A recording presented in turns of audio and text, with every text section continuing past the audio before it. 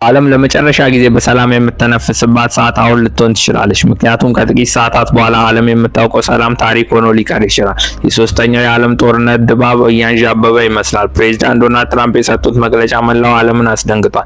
ስምምነት ካልተፈረመ ከባባድ ቦምቦች መፈንዳት ይጀምራሉ ብለዋል። ይህ ማስፈራሪያ ብቻ አይደለም። በሆርሙዝ የባህር ሰርጥ ላይ የአሜሪካ ባህር ኃይል ቱስካ የተባለችውን የኢራን መርከብ ሞተሯን በጥይት በመበሳሳት በቁጥጥር ስር ከዋለ በኋላ የተሰነዘረ የመጨረሻ ቀነ ገደብ ነው። ኢራን ሰላም ንግግሩ ረግጣ ወጣለች። አሜሪካ ደግሞ ጣቷን በቃታው ላይ አድርጋለች። የነዳጅ ገበያው እየተናወጠ ነው። ሀገራት ፎርስ ማዥር እያወጁ ነው። ዛሬ የምንሰማቸው መረጃ ተራ ዜና አይደሉም። በሚቀጥሉት 48 ሰዓታት ውስጥ ህይወታችሁን ሊቀይር የሚችል የታሪክ መገለባበጫ ነው። መጨረሻው ምን ይሆን? ጥይት ወይስ ሰላም? አሁን ወደ ዝርዝሩ እንግባ። የመካከለኛው ምስራቅ ውጥረት አሁን እንደማይመለስበት ደረጃ ተሸጋግሯል። ላለፉት 2 ሳምንታት ሰፍኖ የነበረው የተኩስ አቁም በዚህ ሳምንት ረቡዕ ምሽት እንደሚያበቃ ፕሬዚዳንት ትራምፕ በይፋ አረጋግጠዋል።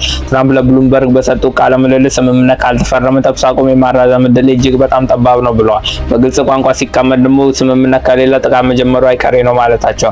ይህ ማስፈራሪያ ከቃላት ባለፈ በተግባር መታየት ጀምሯል። እሁድ ዕለት በሆርሙዝ የባህር ሰርጥ አቅራቢያ ቱስካን የተባለች የኢራን የጭነት መርከብ የአሜሪካን ባህር ኃይል ላይ እገዳ ጥሳ ለማለፍ ስትሞክር በአሜሪካ ባህር ኃይል ጥቃት ደርሶባታል። ትራምፕ እንደተናገሩት የአሜሪካ ኃይሎች የመርከቧን የሞተር ክፍል በከባድ ጥይት በመብሳት መርከቧና ሰራተኞቿን በቁጥጥር ስር አውለዋል።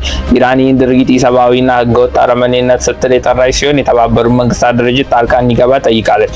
አሜሪካ ለምታመጣው ለማንኛውም ውስብስብ ችግር ተጠያቂ ራሷ ናት ሲል የኢራን የውጭ ጉዳይ ሚኒስተር ዝቷል። በአሁኑ ሰዓት አሜሪካ ወደ ኢራን ወደቦች የሚገቡና የሚወጡ 27 መርከቦችን አግታ ትገኛለች። ትራምፕ ግን አቋማቸው ጽኑ ነው። ኢራናውያን የባህር መስመሩ እንዲከፈትላቸው ይፈልጋሉ። እኔ ግን ስምምነት ሳይፈረም አልከፍትም ብለዋል። ትራምፕ አክለው መጥፎ ስምምነት ለማድረግ አልቸኩልም፣ ጊዜው በእጃችን ነው በማለት በኢራን ላይ ያለው ከፍተኛ ኢኮኖሚያዊና ወታደራዊ ጫናን ቀጥለውበታል። ውድ ተመልካቾቻችን እዚህ ጋር ቆም ብለን የእናንተን አስተያየት እንፈልጋለን። ፕሬዚዳንት ትራምፕ ስምምነት ካልተፈረመ ቦምቦች መፈንዳት ይጀምራሉ ማለታቸው ኢራንን ወደ ድርድር ጠረጴዛ ያመጣታል ወይስ በቀጥታ ወደ ሶስተኛው የዓለም ጦርነት ያመራል? አሜሪካ የኢራን መርከብ ሞተርን በጥይት መብሳቷ ትክክለኛ እርምጃ ነው ወይስ የዓለም ሰላም አደጋ ላይ የሚጥል ድርጊት? ሀሳባችሁን አሁኑኑ በኮሜንት መስጫ ላይ አስፍሩልን። በአንድ በኩል የጦርነት ነጋሪ እየተጎሰመ ባለበት በዚህ ሰዓት በሌላ በኩል ደግሞ በፓኪስታን ኢስላማባድ ሊደረግ የታቀደው የሰላም ንግግር በከፍተኛ አጣብቂኝ ውስጥ ይገኛል። የአሜሪካው ምክትል ፕሬዚዳንት ጄዲ ቫንስ ለሁለተኛ ዙር ድርድር ወደ ፓኪስታን ለማቅናት ቢዘጋጁ ኢራን ግን በእገዳና በዛቻ ጥላ ስር አንደራደርም በማለት ተወካዮቿን ላለመላክ እያመነታች ትገኛለች። ይህ በዲፕሎማሲው መስክ የታየ አለመግባባት ወዲያውኑ ወደ ዓለም አቀፉ የንግድ መስመር ተሸጋግሯል።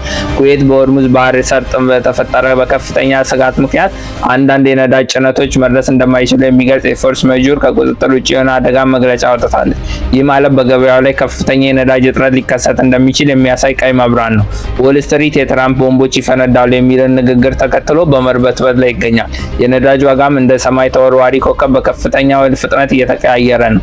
የዓለም ሀያላን ሀገራት አሁን ያላቸው ምርጫ ሁለት ብቻ ነው። ወይ ኢራን የአሜሪካን ቅድመ ሁኔታ ተቀብላ ትፈርማለች ወይም ደግሞ ረቡዕ ምሽት የጥይት እሳት ምድርን ያጥለቀልቃታል። ትራምፕ እንደሚሉት ኢራን ድርድሩ ላይ ለመገኘት እንደተስማማች ቢገልጹም ቴህራን ግን ይህ መረጃ የስነ ልቦና ጦርነት ስትል አጣጥለዋለች። ፓኪስታን በበኩሏ ከቴህራን በኩል አዎንታዊ ምልክት ማየቷን ብትገልጽም እስካሁን በይፋ የተረጋገጠ ነገር የለም። ይህ የድመትና የአይጥ ጨዋታ በሚቀጥሉት ጥቂት ሰዓታት ውስጥ በዓለም ሰላም ወሳኝ የሆነ ውጤት ይወስናል። ይህ መረጃ በሚሊዮኖች የሚቆጠሩ ሰዎችን ህይወት የሚቀይር እጅግ አሳሳቢ ጉዳይ ነው። በሰዓታት ውስጥ የሚለዋወጠው የዓለም ፖለቲካና የጦርነት ወሬዎች በቅድሚያ ለማግኘት ቻናላችንን ሰብስክራይብ ማድረጋችሁን እርግጠኛ ሁኑ። አዳዲስ መረጃዎች ሲወጡ ወዲያውኑ እንዲደርሷችሁ የደውል ምልክቷን ተጫኑ። መረጃ ካለው እርስዎ ሁሌም ከሌሎች አንድ እርምጃ ቀድመው ይገኛሉ። ንግግሩ ወነዛቸው አሁን ወደ አንድ ነጥብ እየተሰበሰበ ነው። ረቡዕ ምሽት የትራምፕ የ10 ቀናት የተኩስ አቁም ሊያበቃ ጥቂት ሰዓታት ብቻ ቀርተውታል። ፕሬዚዳንቱ በግልጽ እንደተናገሩት ስምምነት ከሌለ ጥቃቱ ይቀጥላል ብለዋል። በሆርሙዝ የባህር ሰርጥ ላይ የተመታችው የኢራን መርከብና የታገቱ ቤተሰቦች ጉዳይ በቴህራን በኩል እንደ ትልቅ የክብር ጥቃት ተቆጥሯል። ኢራን ለዜጎቻችን ክብርና ደህንነት ማንኛውንም እርምጃ ለመውሰድ ዝግጁ ነን ማለቷ ምናልባት የአሜሪካ ጦር መርከቦች ላይ ያነጣጠረ አጸፋዊ እርምጃ ሊኖር እንደሚችል ይጠቁማል። ዓለም ዛሬ የምትተኛው ነገ በማለዳ የቦምብ ድምጽ ላለመስማት እየጸለየ ነው። ስምምነቱ በፓኪስታን የመጨረሻ ሰከንድ ላይ ይፈረም ይሆን ወይም ትራምፕ እንዳሉት ቦምቦች መፈንዳት ይጀምራሉ? መልሱን የምናገኘው በቅርብ ሰዓታት ውስጥ ይሆናል። እስከዛው ድረስ ንቁ ሆናችሁ ጠብቁ። ሰብስክራይብ ማድረጉ እንዳይረሳ። ሰላም ለዓለማችን ይሁን።